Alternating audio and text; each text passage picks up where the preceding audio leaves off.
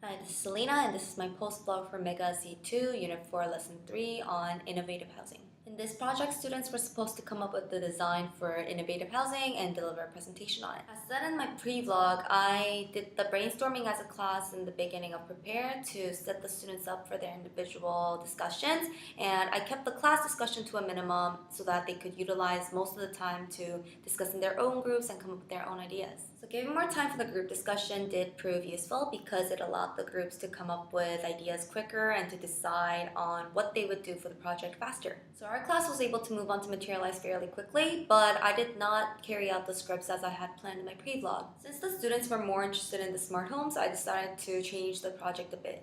So I divided up the work like this. For one group member, they would be answering the question of what materials would you use for the house and why. For example, a group decided to use scrap metals left over from a construction site so that they would help save the environment. And the other group members would answer the question of what kind of smart technology would you implement into your home and why would it be beneficial or how would it be beneficial. For example, a group decided to put fingerprint scanning technology into their home so that they would be protected from burglars.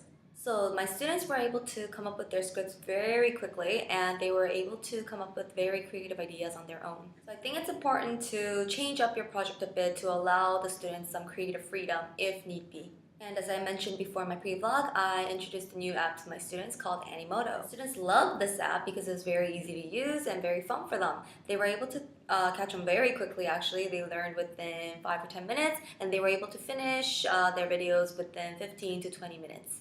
So since we have to send the students down with the tab to get the app approved and unblocked by the Korean staff, what I did is I chose the most responsible member or the member who finished their scripts first to go ahead and get that done. This prevented any fights from happening over who would do the Animoto, and I promised my other students that they would be able to try Animoto next project. And when the other group members were done their script, they were able to work on the PowerPoint together, and in the end they had many different kinds of visual aids available for their presentation. So Animoto was a big success as the students enjoyed themselves, and I was able to see some very nicely executed presentations. And for the Prepare, as I had predicted, I had many students who were working on their introductions and conclusions before I even got to the Prepare. But there were some groups who needed my help, and I went around and helped those groups, as well as the groups who had finished them beforehand. And so it was really important to check for spelling and grammar and whatnot because they had tried, and it's very good, but they still need some guidance on how to put the words in the proper places. Also, I did give my students a lot of practice time, more than before, but it was not enough because they were still a little bit struggling with the timing for the PowerPoint slides and whatnot.